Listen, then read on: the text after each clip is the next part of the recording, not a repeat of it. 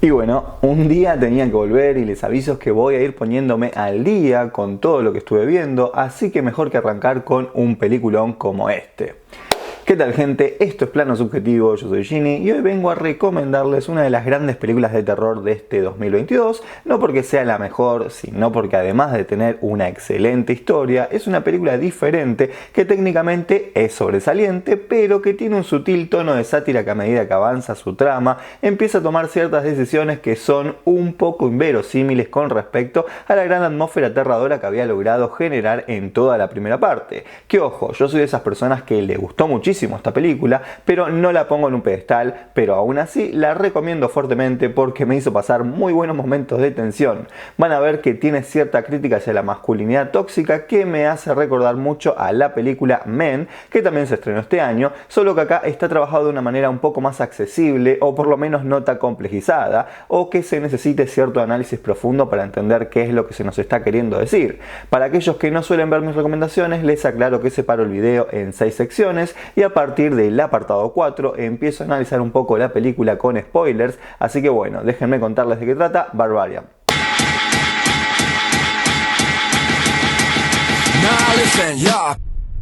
Película estadounidense de terror que se estrenó el 9 de septiembre en los cines norteamericanos y el 15 del mismo mes en algunos cines de Latinoamérica, que honestamente tengo que decir que por lo menos acá en Argentina no la vio mucha gente, porque es de esas películas que es muy buena y uno la ve y se la recomienda a otros, pero como hay un montón de superproducciones hollywoodenses, termina perdiendo salas y quedándose en cines menos comerciales, en horarios que son muy complicados para ir a verla, a menos que vivas cerca de alguno de estos cines. Pero a partir del miércoles 26 de octubre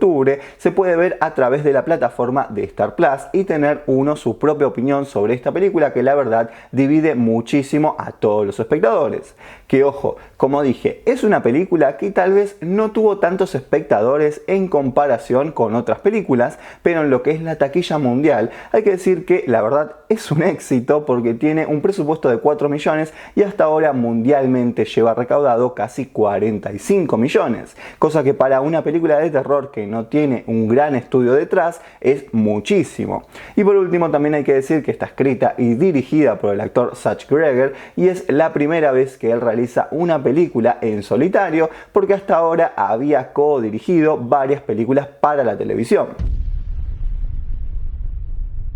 La trama nos presenta a una chica llamada Tess Marshall que alquila una casa por medio de Airbnb en el barrio de Brickmoor en Detroit, un lugar que no es para nada lindo, pero esta casa que alquiló se ve bastante bien. Demasiado bien diría, porque desentona muchísimo con todas las casas que tiene alrededor, pero el gran problema se va a dar cuando llega de noche con una lluvia tremenda y resulta que esta casa ya está ocupada por un chico llamado Kirst, que también había alquilado para esos días, y en principio hay toda una situación de desconfianza por parte de ambos, pero él le termina ofreciendo pasar la noche ahí ya que está lloviendo y por la mañana resolver este problema. Ella, como toda persona común y sensata, duda de entrar, pero como todo personaje dentro de una película de terror, decide no seguir su instinto y aceptar la oferta. Y lo que pareciera ser un simple malentendido terminará convirtiéndose en un verdadero infierno cuando nuestro protagonista descubra un terrible secreto en el sótano de esa casa.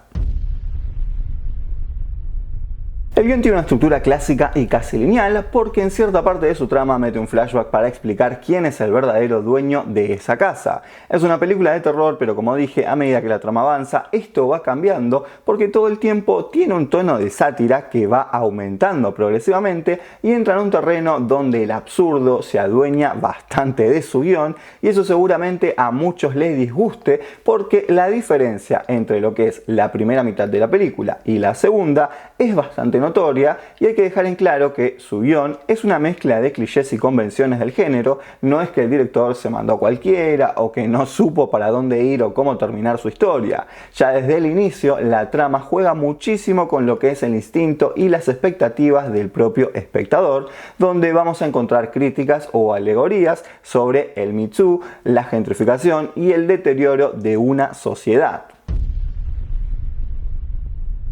Les recuerdo que a partir de acá voy a hablar con spoilers. La película tiene muy pocos personajes. Nuestra protagonista, es Marshall, interpretada por Georgina Campbell, quien hace de una chica bastante inteligente, donde ella misma deja en claro que las mujeres siempre se tienen que manejar con cuidado, pero al mismo tiempo se contradice porque no ve ninguna de todas las señales de alerta que aparecen en toda la trama y siempre elige ir contra sus instintos, lo cual es una forma de remarcar todo el tiempo la empatía femenina por el otro, cosa que solo es compartida en esta película con la mujer del sótano. Después tenemos el personaje de Keats interpretado por Bill Skarsgård, que vendría a ser una especie de parodia del hombre que intenta ser empático y comprensivo, porque todo lo que hace su personaje es como querer intentar ser políticamente correcto todo el tiempo, pero también se deja entrever ciertas intenciones ocultas en su actuar, como el típico hombre que se hace el bueno para poder conquistar o ligar con la chica. Es muy notorio eso en el inicio, pero luego vemos que tiene esa forma casi de mansplaining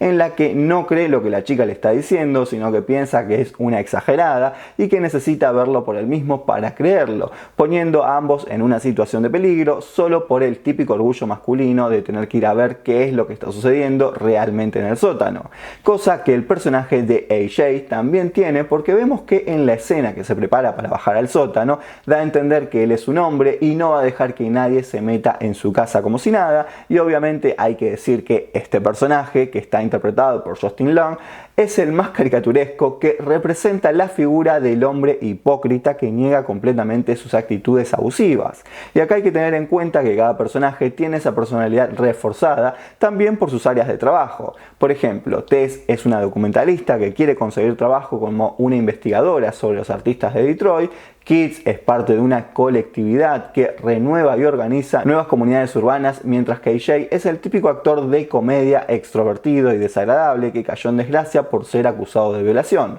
lo cual, sumado a los otros personajes terciarios masculinos que aparecen en la película, queda claro que el eje principal del que habla esta película es sobre la masculinidad tóxica en sus diferentes formas. Acá hay varias cosas para hablarles, porque tiene una forma distinta de poner la cámara. Generalmente uno está acostumbrado a cierta dinámica con la que se suelen contar las historias audiovisualmente, pero seguramente habrán notado que todo lo que vemos en esta película está realizado de una manera que no es genérica. Tiene planos que son contemplativos, pero también son dinámicos. Un claro ejemplo es todo el inicio, donde la cámara muestra la casa, el barrio y la situación de peligro. Tenemos noche, lluvia, completa oscuridad alrededor de esa casa, y además la piba está diciendo en voz en alta el código de seguridad de dónde se guarda la llave de la casa, y todo esto está contado de una forma rápida para ponernos inmediatamente en el contexto, y a partir de ahí utiliza esta forma dinámica en el resto de la película. Pero también utiliza muchísimos planos detalles, es decir, están conversando o está sucediendo algo y no vemos a ellos hablando, sino algún objeto o algún espacio detrás, porque se juega muchísimo también con la profundidad de campo como con la utilización de esos objetos. Por ejemplo, ella baja al sótano y se nos muestra rápidamente desde el montaje que se olvidó el celular, o si no, recordarnos que la puerta de arriba se cierra sola. Se utiliza mucho los objetos de forma repetida para contar algo, como por ejemplo el cepillo eléctrico, que da una idea del tipo de persona que lo usaría, como el hecho de que hay alguien viviendo ahí. Por momentos la trama es muy parecida a la de un videojuego de estrategia, de prestar atención a los detalles. Incluso hay un momento en que la cámara se convierte en una subjetiva, donde solo vemos al personaje sosteniendo con una mano la linterna y con el otro un cuchillo, como si fuera el Resident Evil, porque realmente tiene muchos momentos en los que el clima y la atmósfera claustrofóbica que la trama genera a mí me remite mucho a ese tipo de videojuegos o al Silent Hill. También tiene un muy buen uso de la paleta de colores, con lo que descoloca completamente al espectador por momentos, como cuando hace un salto al pasado y todo es completamente diferente al presente, casi como si fuera un barrio muy de cuento de hadas, que por lo menos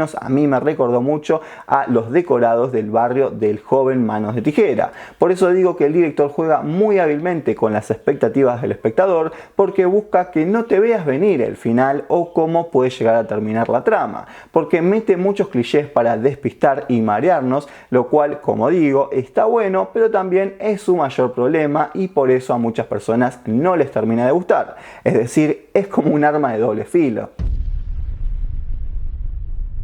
Para mí Barbarian es una película de terror obligatoria que uno tiene que ver este año sí o sí para odiarla o amarla, pero hacerlo con una opinión fundamentada, porque puede no gustarte las decisiones argumentales tomadas, pero siento realmente que todo, técnicamente, está perfecto y el director logra hacer todo lo que se propone, lo cual tiene mucho más mérito si pensamos que es su primer película en solitario y ojalá nos dé otras grandes obras, porque a mí Barbarian me gustó muchísimo. No me parece lo mejor de lo mejor, pero es mucho más de lo que me esperaba. Así que nada, si llegaste hasta acá te lo agradezco muchísimo, espero que este video te haya sido útil o al menos entretenido. Como ya saben, cuídense, espero que tengan un lindo día.